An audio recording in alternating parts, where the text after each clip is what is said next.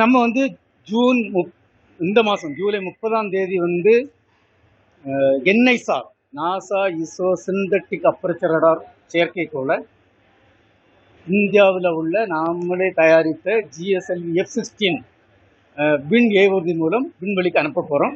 740 கிலோமீட்டரில் கொண்டு விட போகிறோம். இந்த செயற்கைக்கோள் பார்த்தீங்கன்னா இது ஒரு முக்கியமான செயற்கைக்கோள். இதில் வந்து 2 முக்கிய பேலோடு இருக்குது. ஒரு எஸ் பேண்ட் சிந்தட்டிக் அப்பர்ச்சர் ரடார்னு சொல்லுவோம்.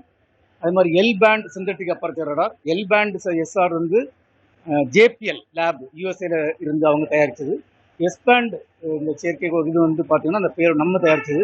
சிந்தட்டிக் அப்பர்ச்சர் ரடார் செயற்கை இது பேரோடுனா என்னென்னா, மேகம் இருந்தாலும் மழை இருந்தாலும் எல்லா ஆல் வெதர் கண்டிஷனில் 24 மணி நேரமும் ஃபோட்டோ இந்த பூமியை வச்சு ஃபோட்டோலாம் எடுக்க முடியும். அது அப்படிப்பட்ட ஒரு செயற்கைக்கோளாகும். இது வந்து ஒரு முக்கியமான செயற்கைக்கோள். இந்த செயற்கைக்கோள் வந்து பூமியில் உள்ள பழங்களை கண்டுபிடிக்கிறதுக்கும், பூமியில் உள்ள சில நிலச்சரிவு, இந்த மாதிரி டிசாஸ்டர் இதெல்லாம் கண்டுபிடிக்கிறதுக்கும் பயன்படும். ஒரு 12 நாளைக்கு ஒருக்கா பூமியை ஃபுல்லாக வந்து ஃபோட்டோ எடுக்க முடியும். எடுத்து குளோபல் கம்யூனிட்டி, இந்தியாவுக்கு மட்டுமல்ல, அமெரிக்கா மட்டுமல்ல, குளோபல் கம்யூனிட்டியில் எல்லாருக்கும் இது பயன்படக்கூடிய ஒரு செயற்கைக்கோள்.